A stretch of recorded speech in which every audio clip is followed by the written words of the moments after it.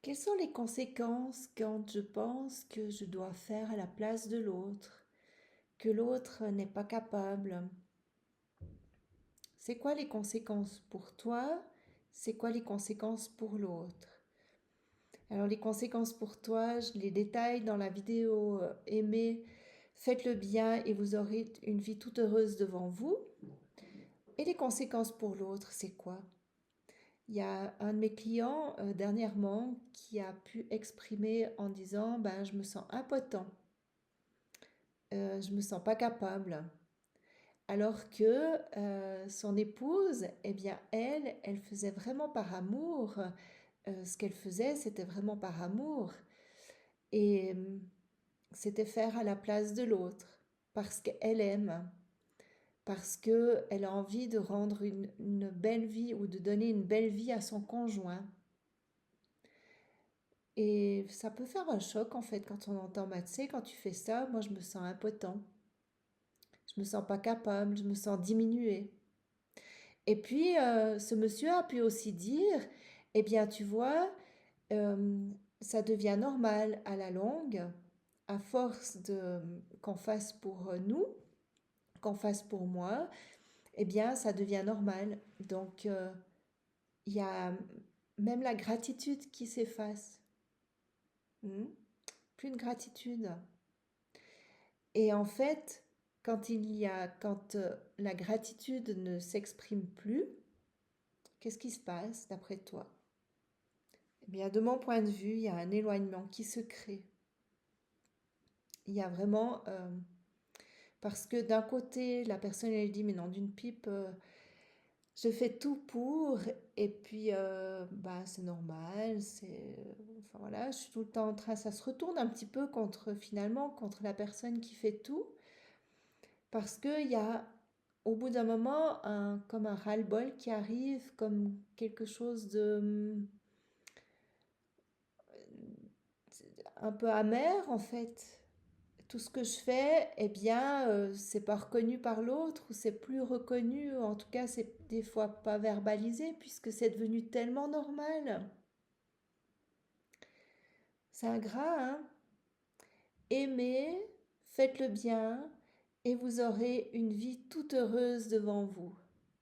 Eh ben, est-ce que c'est vraiment la réalité finalement? Quand on la voit sous cet angle-là, est-ce que finalement aimer, ça serait pas plutôt mettre des limites, ça serait pas plutôt euh, rendre responsable autonome ou laisser l'autonomie, développer l'autonomie de l'autre, même si l'autre n'agit pas exactement comme moi j'agirais ou ne fait pas les choses exactement comme moi je les ferais?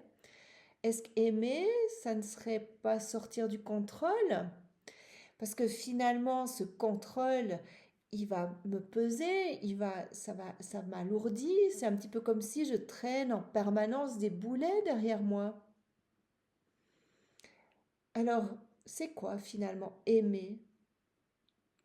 Et si aimer, c'était être libre d'aimer, être libre de m'aimer, être libre d'agir dans le sens de comment je sens que je dois agir avant tout pour moi. Et si aimer, c'était donner la responsabilité à l'autre d'agir comme bon lui semble.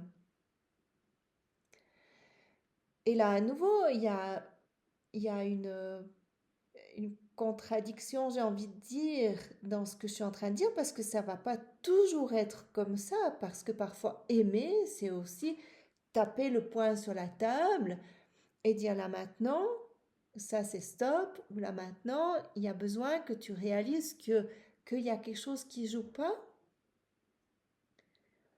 Par contre là, il va y avoir, si la personne qui est en face de toi, s'il y a de l'amour entre vous deux, peut-être que la personne, elle va tout d'un coup prendre conscience que le coup de poing qui est tapé sur la table pour dire là maintenant ça suffit et j'ai besoin que tu agisses pour le bien de nous deux, dans ce sens-là, la personne là, elle aura le choix d'écouter ou pas. Donc aimer, c'est aussi parfois avoir une posture un peu ferme, ferme et bienveillante, une fermeté bienveillante ou une bienveillante fermeté. Et en fait, ce que je peux constater dans ma vie personnelle ou dans les accompagnements que je fais, c'est que lorsque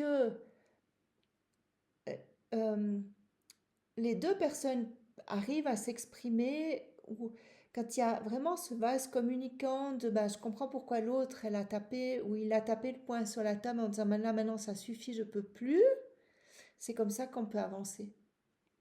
Parce que là, il y a une prise de conscience qui se fait et du coup, il y a vraiment une mise en route. Il y a vraiment cette mise en route qui peut se faire. Et lorsque je suis en route, lorsque je peux me mettre en route pour sortir ou pour aller dans le sens de ce que l'autre personne me demande en étant un peu plus ferme euh, dans sa position, eh bien, là, j'ai la conviction que nous sommes sur la route de aimer, de faire le bien, parce que parfois faire le bien, c'est taper le poing sur la table, dire là maintenant c'est stop, maintenant ça suffit, je te donne la responsabilité, c'est ta vie, là dans ma vie à moi, là c'est juste plus possible, je vais à l'encontre de me faire du bien si je continue sur cette route et par ricochet je vais aller à l'encontre de ton autonomie, à l'encontre de ton bien-être. Peut-être toi en ce moment, tu es en train de te dire que ton bien-être est à, lié à continuer à ce que ça continue comme ça et qu'il n'y ait pas trop de changements.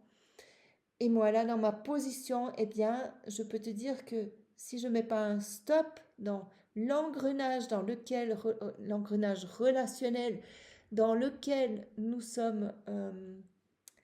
nous sommes embarqués, eh bien, ça va à l'encontre de se faire une belle vie, en fait.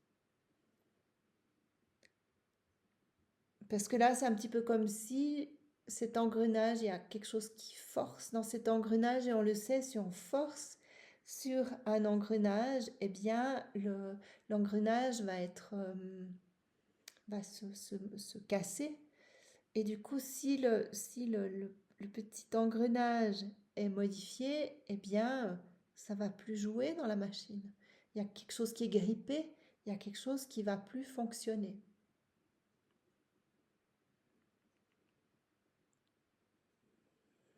Donc oui, parfois, aimer, faire le bien, c'est pas être tout mou et puis laisser faire. Je te souhaite vraiment de faire les prises de conscience de ce qui va te permettre d'aller vers un meilleur pour toi. Et je te souhaite d'avoir la foi que si tu arrives à t'écouter, si tu arrives à te positionner, si tu arrives à t'appuyer sur cette intuition ou cette petite voix, ou peut-être ces cris qui commencent à jaillir à l'intérieur, avoir la confiance de te laisser faire, de te laisser embarquer peut-être sur un nouveau chemin, eh bien, je te souhaite vraiment le meilleur et je souhaite vraiment tout le meilleur pour que votre relation, si c'est dans un espace de relation interpersonnelle, que ça porte ses fruits et que tu puisses aller vraiment vers une vie plus heureuse. Tu as envie de me rencontrer? Ça serait avec plaisir. Je travaille à Martigny, en coaching individuel ou en coaching de couple, c'est www.être-harmonie.ch. Et puis un accompagnement au divorce ou à la séparation. justement dans cette conscience, dans cette bienveillance. C'est www.écoute-médiation.ch. Je te remercie de m'avoir écouté. À bientôt.